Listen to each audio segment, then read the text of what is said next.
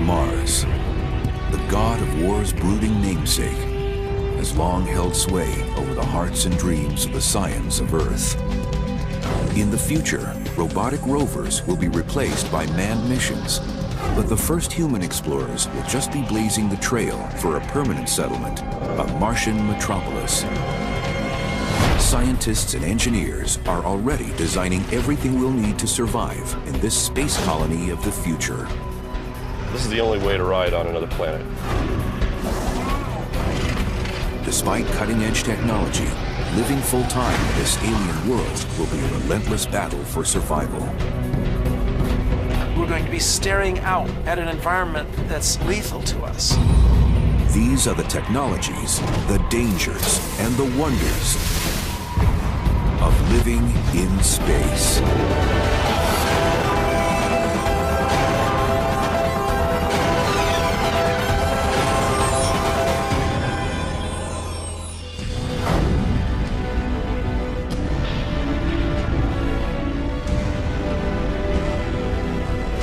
It's the dawn of the 23rd century, and man has established a full-fledged colony on Mars.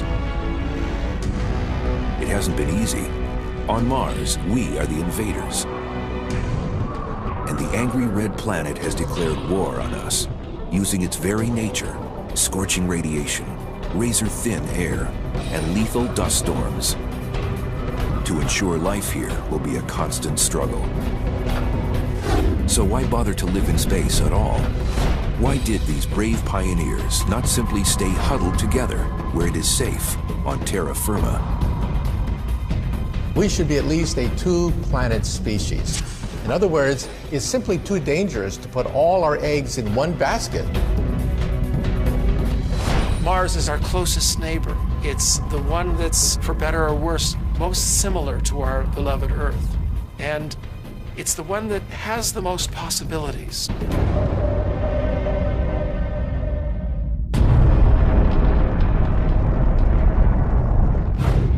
It's not just the 25-hour days and the similar composition of seasons that made the fourth planet from the sun the ultimate destination for mankind's second home in the cosmos.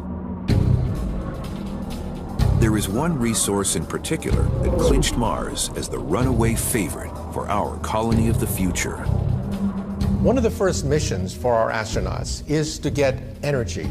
And one form of energy is actually underneath their feet, in the permafrost. Right into the ground of Mars, there is frozen water. We can purify it for drinking purposes. Also, we can separate out the oxygen and the hydrogen to create rocket fuel in order to create fuel cells, which will then energize our colony on Mars.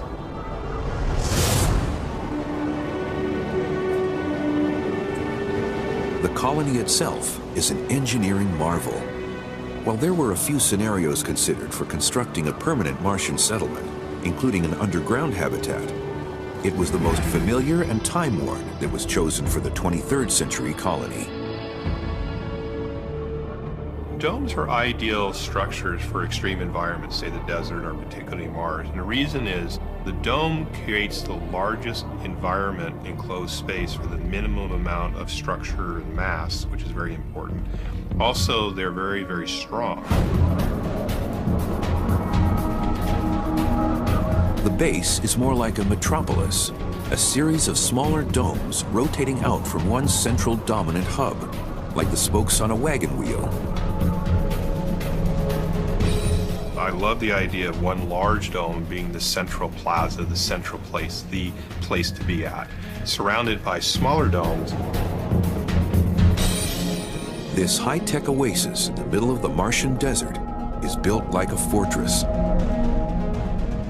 The material we use has to be able to withstand the cold and also the radiation. The surface of Mars gets sterilized, bleached by harsh sunlight because Mars has no protective ozone layer.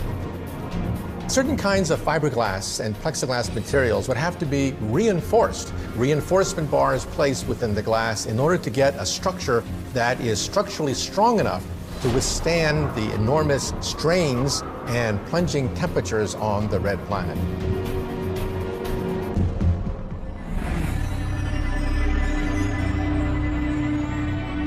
temperature and pressure within the dome have to be strictly regulated.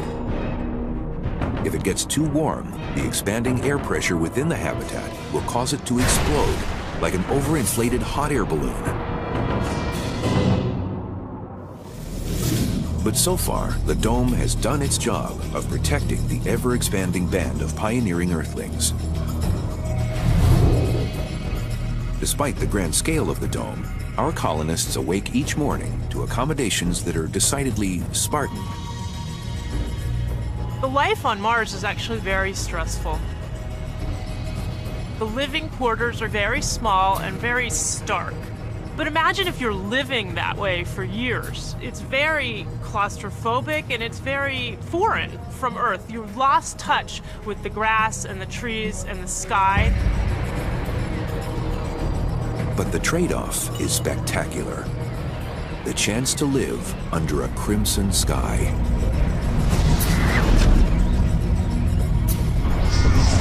Mars is about 1.5 astronomical units out from the sun. The Earth is 1, so it's half again as far. It's dimmer when you get there. And the sky on Mars is not so blue, it's red, because all of this oxidized dust that's aloft and these winds blowing all the time.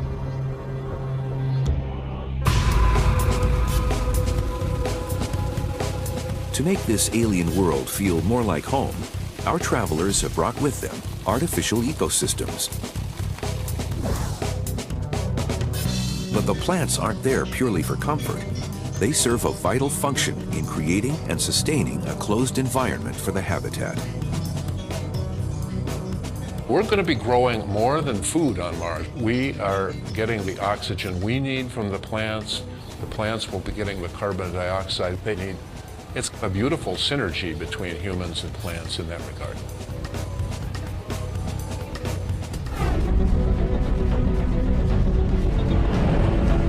That symbiotic relationship is reflected in every aspect of life on Mars. Like an aquarium on Earth, every resource is recycled, nothing is wasted. We can think of an aquarium with fish and algae growing in it. And if you could seal that off, you could get a nice food waste cycle, converting wastes to renewable resources. That's what carbon dioxide and oxygen are, and also the nutrition. The fish eat the algae, they excrete solid wastes, and these degrade from bacteria in the water, and those become nutrients for the algae to take up again. Unlike an aquarium, we're not going to be able to keep importing fresh supplies of seawater, fresh supplies of air. Our space-dwelling descendants are going to have mastered the art of self-contained environments, ecological life support cycles that recycle all the water, recycle all the air. If they do it well, they should be just as happy as the fish in a tank.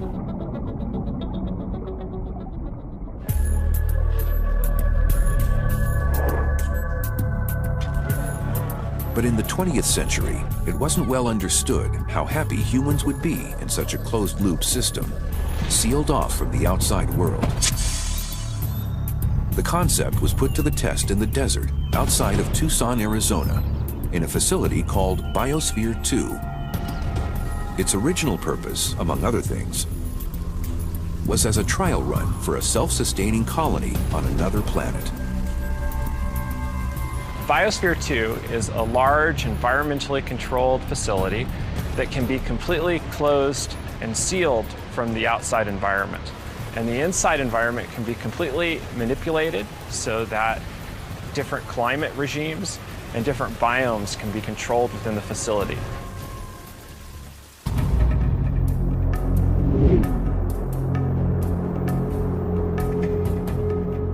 Biosphere 2 is a collection of 5 different ecosystems, or biomes, each gathered from a different corner of the Earth.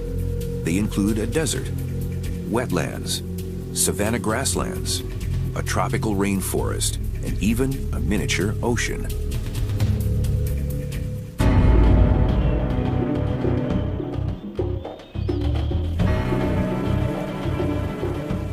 This ambitious project was put to the test with its first sealed mission in 1991. but it soon ran into serious problems.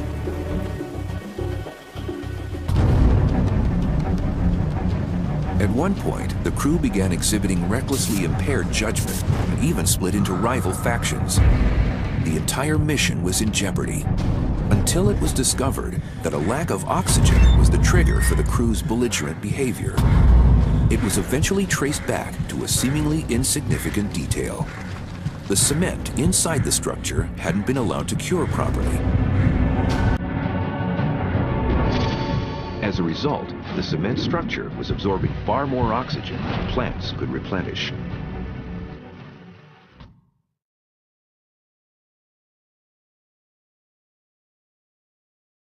This drawdown of breathable air reached levels equivalent to those found at an altitude of 18,000 feet. Similar effects are endured by mountain climbers at lethal heights.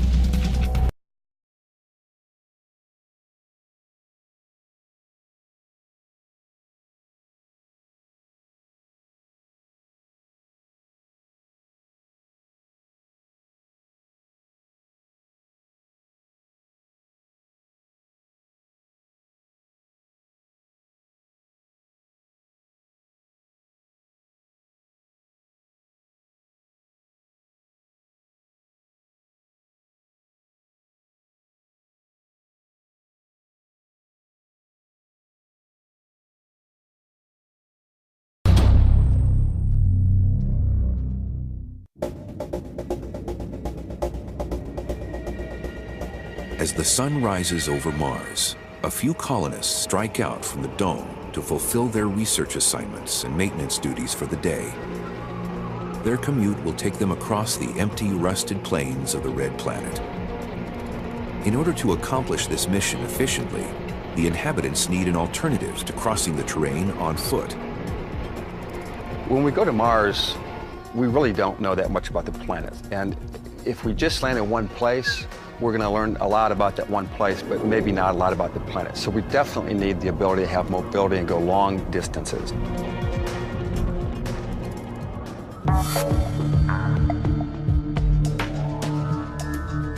The rover, used for this purpose on the Apollo moon mission, was a convertible, essentially just an amped-up dune buggy.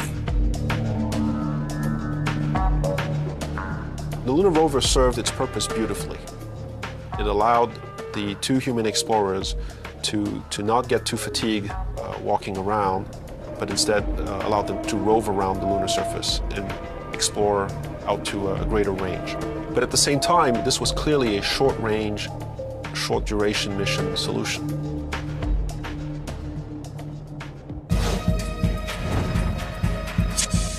But there's much more real estate to cover on Mars. Meet the Chariot, the most advanced model to emerge from the minds of NASA's 21st century engineers. In addition to the gold plating and Jules Verne look, this space truck has some features that streamline the cruising experience in outer space. Each one of the wheels can rotate 360 degrees, so we can actually drive it perfectly sideways or forward or in any direction.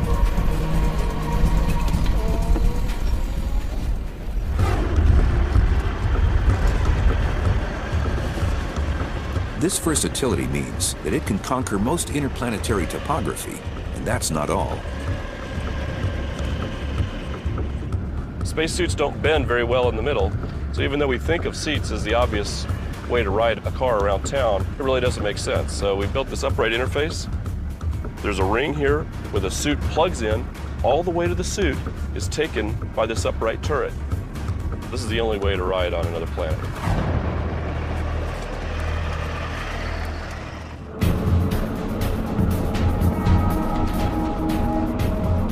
Mars, though, is a vast planet, and to search its more distant corners, our colony's scientists need to ride in style. They prefer to work in jumpsuits rather than having to remain in an unwieldy spacesuit for hours on end. This is only possible if they can maintain an environment with atmospheric pressure akin to that found on the homeworld, Earth. That's where the small pressurized rover comes in. I would call it sort of a combination of a spacesuit and a sports car. It's a sporty rover, it's got great maneuverability.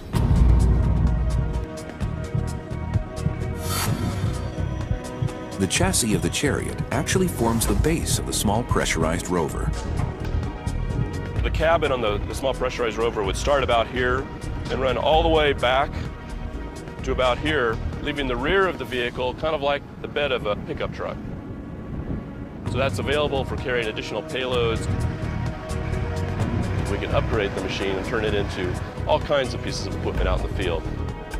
On the rear of the vehicle, we can plug a number of different implements. For example, bulldozer blades, just something practical like a winch, backhoes, and other tools.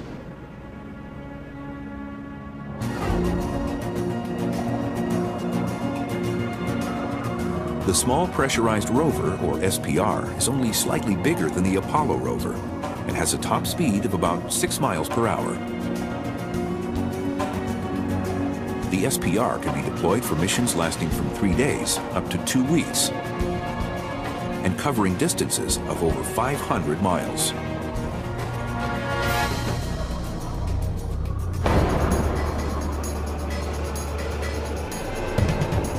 Certain enhancements also make it the spaceman's transportation of choice.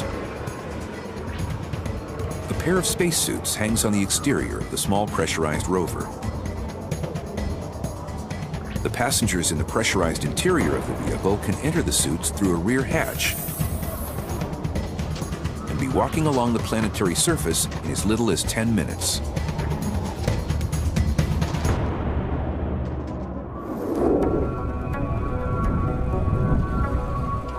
A scientist with the NASA Ames Research Center, Dr. Pascal Lee, explores another vehicle that is a precursor to one being designed for Mars. He joined forces with Nick Baggerly, Executive Director of Drive Around the World, a travel adventure organization. Vehicles like this are fantastic because you can use them for analogs, for pretending like you're traveling or traversing on another planet. So we built it so it could kind of go anywhere. This is a vehicle that's being prepared for an expedition to Greenland and then later on to the South Pole. You can see here that there's going to be room, not much though, but room for all of the equipment and supplies that you will need to explore the Moon and Mars.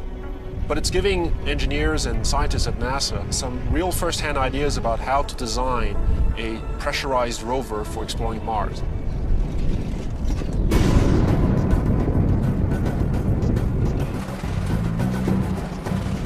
This robustly designed vehicle has a unique set of wheels. The tracks use this set of road wheels, but this round hamster wheel is what actually drives the track. It spins around, connected to the spindle of the vehicle, and pushes on these rubber lugs to propel the track. Each one measures 3 feet long by 16 inches wide, which is over 500 square inches of rubber on the road. Because each track has a built-in suspension system, it can actually articulate and follow the curve of the terrain that it's on. So this entire apparatus can pivot. So if you're going over a boulder, the track will actually get up underneath the boulder and then just crawl up and over it.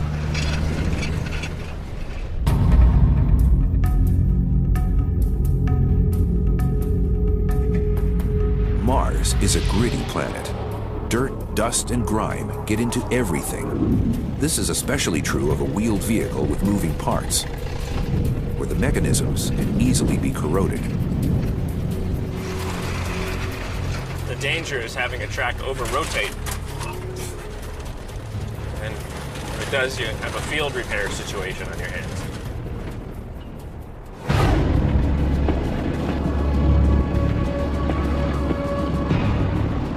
Fixing a vehicle on the road is risky under the best circumstances. But in outer space, there is zero margin for error. And if you break down or get into any kind of trouble, help is a long way away, if it can reach you at all. You realize that at that point, if you couldn't breathe outside, if you couldn't just step outside of your vehicle and somehow start working on it, you might be just watching yourself breathe your last breaths of air as your life support system allows you to survive a few hours at that spot, but this is where you're going to die.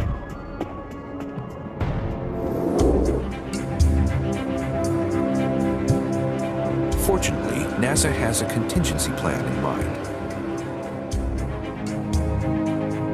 One of the nice advantages of the small pressurized rovers is that because they're relatively small and light, we can actually launch two. So we operate with a system of two together, sort of like a buddy system where there's two astronauts in each rover and they go out long ranges. And if one of them should break down, then all four astronauts can get in the other one and come home.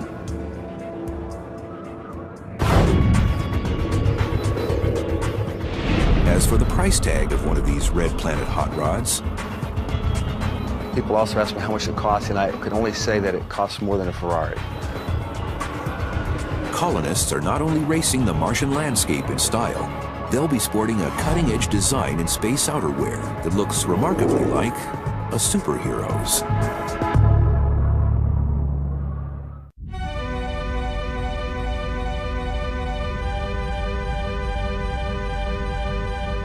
As one of their daily research assignments, our Martian colonists of the future explore the largest volcano in the solar system, Olympus Mons. But even while performing routine chores, Mars is waiting to ambush and kill any intruder. Layers of protection are a constant requirement for Earthlings. When not in the safety of the dome, colonists must be in a pressurized rover or in the crushing confines of their spacesuits.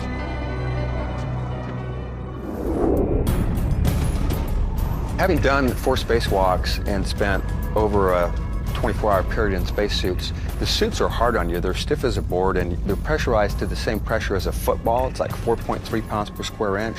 So every time you go to close your hands and move your gloves, you're working against that inflation pressure. And it can be very fatiguing. It can cause fingernail damage and other trauma from the suits.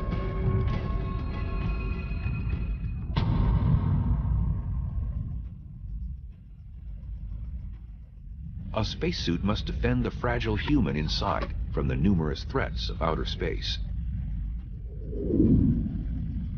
We need to pressurize them, we need to give them oxygen, we want to control for temperature and humidity. So we do all of that within a spacesuit design. While it must accommodate human needs, a spacesuit must also be a constant shield against an unforgiving universe.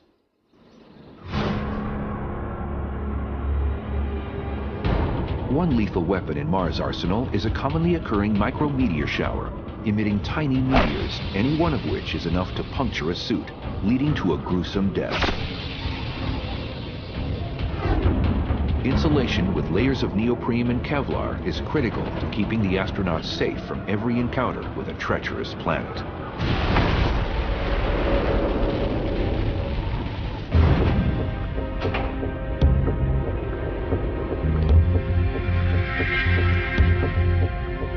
Carrying a life support system results in a suit that is so bulky and cumbersome to wear, it can take up to 3 hours for an astronaut on the International Space Station to don an MMU, or Manned Maneuverable Unit. That includes 30 minutes of pre-breathing the pure oxygen atmosphere that the astronaut will be inhaling.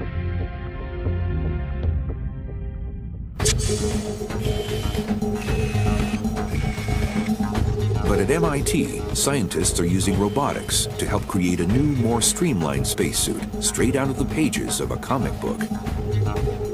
The future of spacesuits is all about locomotion and mobility and dexterity. So we need a completely different design, pretty much a revolutionary design from current suits today. When we explore on Mars in a biosuit, we're going to be like an extreme athlete. The reason we're going to Mars to explore is to search for the evidence of past life. So on Mars, we need to bend down and look for fossils, look for life. So the primary design principle of the biosuit is to afford the astronauts maximum mobility while maintaining the minimum energy consumption. This is just a mechanical system, but imagine that this wire was made out of a shape memory alloy. So you can see, as I twist this up, the wire comes in and it tightens up the suit around me. What that means is we're applying the pressure directly to the skin. That's also why we call it a second skin suit.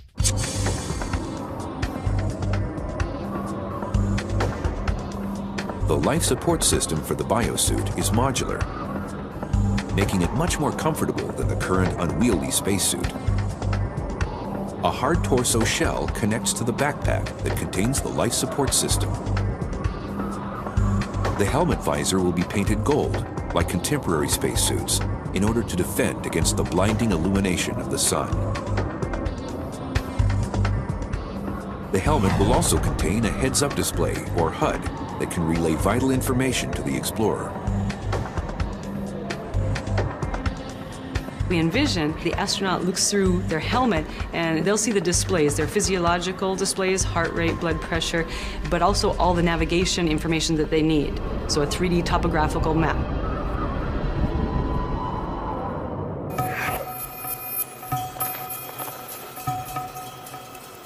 Normally, designers only worry about spacesuits being safe and functional.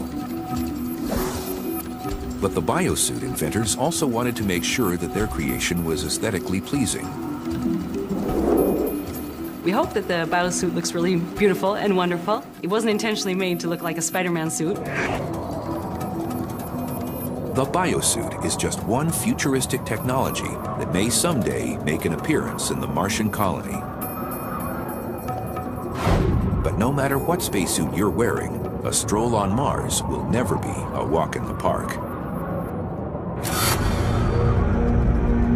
Martian colonists may dress like superheroes, but they aren't all powerful. Sometimes they need to rely on a robotic sidekick, the Robonaut. Robonaut is a robotic astronaut assistant. In this particular case, it has an all-terrain type rover for a lower body. It's our interpretation of the ancient Greek myths of a horse with a human body on top. The Robonaut project fuses human ingenuity with mechanical muscle through its telepresence operating system. You can think of it as a very advanced puppeteer mode, where you put on a set of virtual reality gear and then control the robot directly. His motions get translated into robot motions. A LCD helmet with 2 screens mapped directly to the 2 cameras in the robot's head. And in that mode, we can perform a lot of tasks in a very natural way.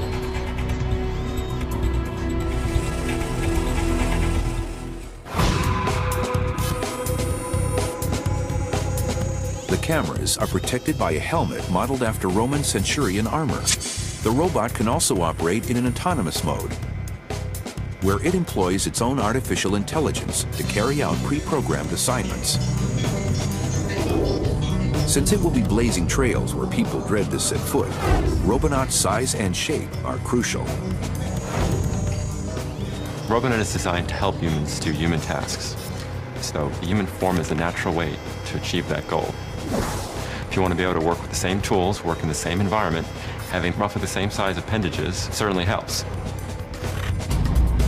One example of this is using Robonaut to take over the more routine tasks inherent to running the colony.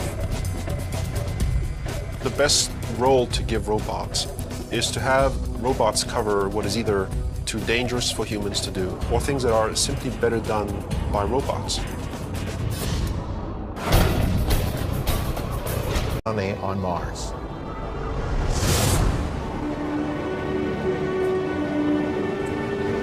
The colony itself is an engineering marvel.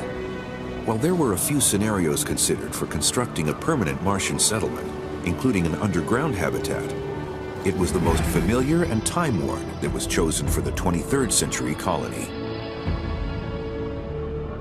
Domes are ideal structures for extreme environments, say the desert or particularly Mars. And the reason is the dome creates the largest environment in enclosed space for the minimum amount of structure and mass, which is very important. Also, they're very, very strong. The base is more like a metropolis, a series of smaller domes rotating out from one central dominant hub, like the spokes on a wagon wheel. I love the idea of one large dome being the central plaza, the central Mars, the god of war's brooding namesake, has long held sway over the hearts and dreams of the scions of Earth. In the future, robotic rovers will be replaced by manned missions, but the first human explorers will just be blazing the trail for a permanent settlement, a Martian metropolis. scientists and engineers are already designing everything we'll need to survive in this space colony of the future. This is the only way to ride on another planet. Despite cutting-edge technology, living full-time in this alien world will be a relentless battle for survival. We're going to be staring out at an environment that's lethal to us.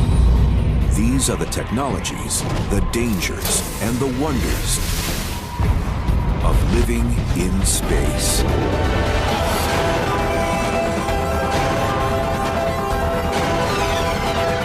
The place to be at, surrounded by smaller domes. This high-tech oasis in the middle of the Martian desert is built like a fortress. The material we use has to be able to withstand the cold and also the radiation. The surface of Mars gets sterilized, bleached by harsh sunlight because Mars has no protective ozone layer. Certain kinds of fiberglass and plexiglass materials would have to be reinforced. Reinforcement bars placed within the glass in order to get a structure that is structurally strong enough to withstand the enormous strains and plunging temperatures on the red planet.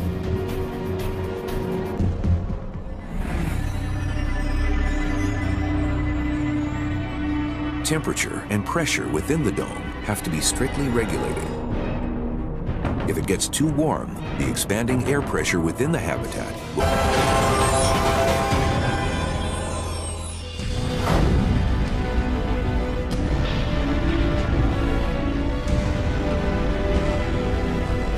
It's the dawn of the 23rd century, and man has established a full-fledged colony on Mars.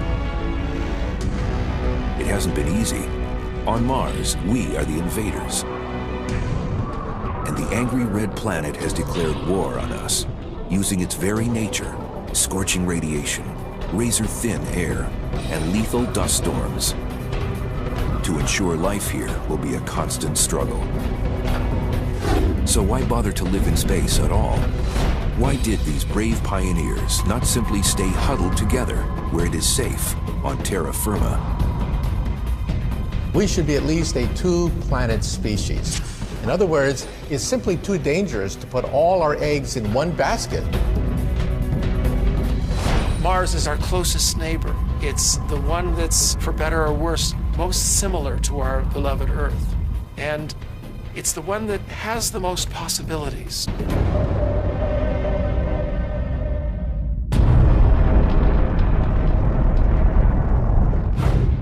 It's not just the 25-hour days and the similar composition of seasons that made the fourth planet from the sun the ultimate destination for mankind's second home in the cosmos. There is one resource in particular that clinched Mars as the runaway favorite for our colony of the future. One of the first missions for our astronauts is to get energy. And one form of energy is actually underneath their feet, in the permafrost. Right into the ground of Mars, there is frozen water. We can purify it for drinking purposes. Also, we can separate out the oxygen and the hydrogen to create rocket fuel in order to create fuel cells, which will then energize our colony.